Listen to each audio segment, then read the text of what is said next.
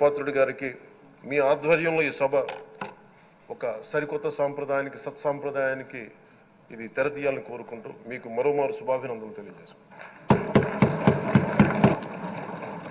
గౌరవ మంత్రి లోకేష్ గారు మాట్లాడతారు. స్పీకర్గా ఎన్నికైన అయ్యన్న పాత్రుడు గారికి నా హృదయపూర్వక శుభాకాంక్షలు.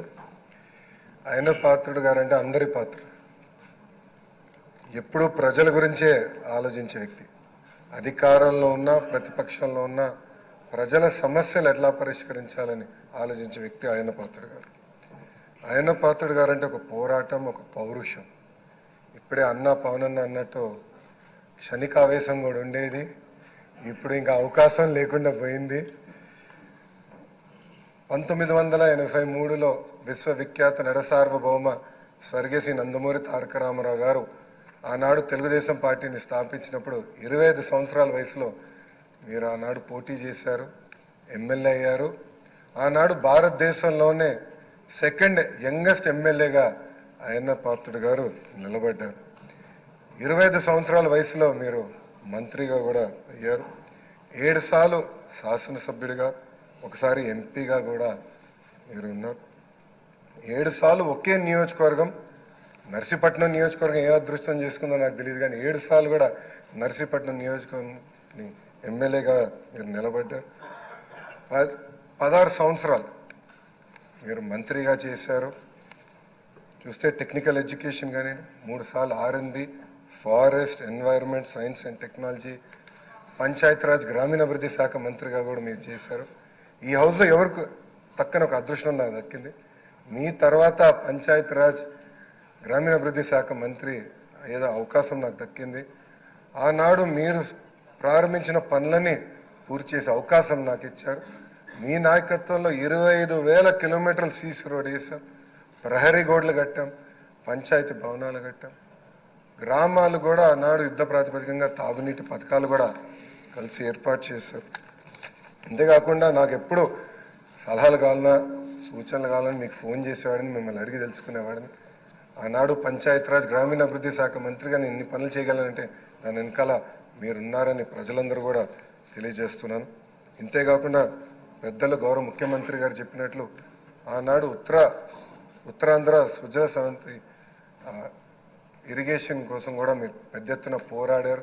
నాకు బాగా గుర్తు, తెలుగుదేశం పార్టీ విశాఖపట్నంలో మహానాడు ఏర్పాటు చేసుకుంటే ఎట్టి పరిస్థితుల్లో అనౌన్స్ చేయాలి అని పట్టుబట్టారు. ఆనాడు కూడా గౌరవ ముఖ్యమంత్రి గారు కూడా అనౌన్స్ చేశారు.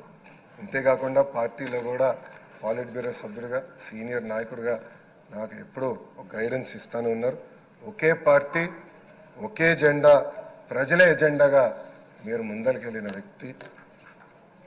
గత 5 సంవత్సరాలు మీరు కూడా ప్రభుత్వం చేతిలో ఒక బాధితులు. 23 కేసులు మీ పైన కూడా బంపర్ ఆఫర్ మీ పైన కూడా పెట్టారు. మీ పైన కూడా నిర్భయ కేసు పెడతాం కానివ్వండి, అని చేస్తాం, చాలా బాధాకరం. ఆనాడు కావాలని ఇల్లు ఇల్లీగల్గా ఉందని కోర్టు కూల్చొద్దు అని చెప్పినా కూడా అతి ఉత్సాహంతో అధికారుల్ని, పోలీస్ సోదరులను పంపించి మీ ఇల్లు పైన కూడా దాడి చేశారు, కుటుంబం పైన దాడి చేశారు. మీ భార్య కానీ 2 అబ్బాయిలు కూడా బాధితులై ప్రభుత్వం చేతుల్లో. ఆనాడు నేను నర్సీపట్నంకు వెళ్ళాను, కుటుంబాన్ని కలిసినప్పుడు వాళ్ళని ఒకటే అడిగాను, ఇక్కడికి మీరు ఎందుకు వచ్చారు? మీ అవసరం రాష్ట్రానికి ఉంది, ఏం పర్వాలేదు, అయ్యన్న పాత్రుడు గారు పోరాడతారు, ఎక్కడికి వెళ్ళరు, మీరు వెళ్ళి అందరు కార్యకర్తల్ని కాపాడండి అని తల్లి కూడా నాకు చెప్పడం జరిగింది. నేను అది ఎప్పుడూ మరవలేను. రాజకీయాలు చూసి పెరిగిన వ్యక్తి.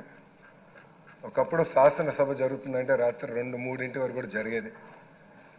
ముఖ్యమంత్రి గారు, ప్రతిపక్ష నేత హోరాహోరీగా చర్చలు చేశారు. యువకులుగా మేమందరం చూసేవాళ్ళు. ఉందాతనంగా సభ జరిగేది. ఎవరన్నా స్పీడ్గా మాట్లాడినా 2వ రోజు సభకొచ్చి కొంచెం స్పీడ్గా మాట్లాడడం, క్షమించండి అని కూడా కోరిన రోజులు అందరం చూసాం. కానీ గత 5 సంవత్సరాలు అన్నీ లేకుండా పోయినాయి. ప్రజలు కూడా ఒక మాటలో చెప్పాలంటే శాసనసభని అసహించుకునే పరిస్థితి వచ్చింది. ఇది చాలా చాలా బాధాకరం. ఇక్కడ చాలామంది మొదటిసారి శాసనసభ్యులు ఉన్నారు. మీ నాయకత్వంలో నేర్చుకునేదానికి మేము హౌస్కి వచ్చాం. సభ సాంప్రదాయాలు ఏంటి, ఎలా ముందలు తీసుకెళ్ళనేది మీరు మమ్మల్ని అందరినీ గైడ్ చేయండి.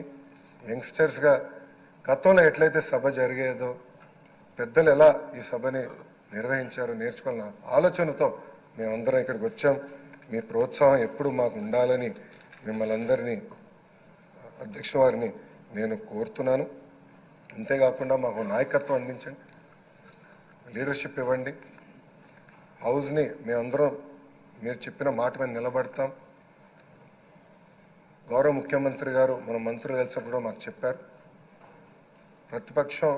ప్రతిపక్ష హోదా లేకపోయినా, ప్రతిపక్ష ఇక్కడ ఈరోజు హౌస్కి రాకపోయినా మనమే ప్రతిపక్షం అనుకోవాలి. ప్రజల తరపున నిలబడాలి, ప్రజల తరపున పోరాడాలి, ప్రజల సమస్యలు తెలుసుకోవాలి, ప్రజలు కావాల్సిన చట్టాలు మనం తీసుకురావాలని చాలా స్పష్టంగా చెప్పారు. దానికి మీ సహకారం చాలా చాలా అవసరం అని మిమ్మల్ని నేను కోరుతున్నాను. అయ్యన్నథ్ పాత్రుడు గారిపైన ఎన్ని కేసులు పెట్టినా, ఎన్ని రకాలుగా హింసించినా ఆయన ఒకే మాట చెప్పేవారు, నేను తగ్గేదే లేదనేవారు. అహర్నిశలు పోరాడేవారు. గన్నవరం సభలో కూడా మీరు ఆనాడు వచ్చి మాట్లాడితే కూడా మరుసటి రోజు మీ పైన కేసు పెట్టి నాన్ బెయిలబుల్ వారెంట్ కూడా ఇష్యూ చేస్తాం చూసాం. కానీ అయ్యన్న పాత్రుడు ఎప్పుడు తగ్గలేదు, ఎప్పుడు పోరాడితే ఉన్నారు. ఆ స్ఫూర్తిని మేము అందరం కూడా హౌస్కి తీసుకెళ్తాం. మీ దగ్గర నుంచి మేము చాలా నేర్చుకోవాల్సిన అవసరం ఉంది. సో మా లాంటి యువకుల్ని ఈ హౌస్లో మీరు గైడ్ చేయాలని ఈ సభాముఖంగా కోరుకుంటూ నాకే అవకాశం ఇచ్చిన మీకు నా హృదయపూర్వక నమస్కారం. సత్యకుమార్ యాదవ్ గారు.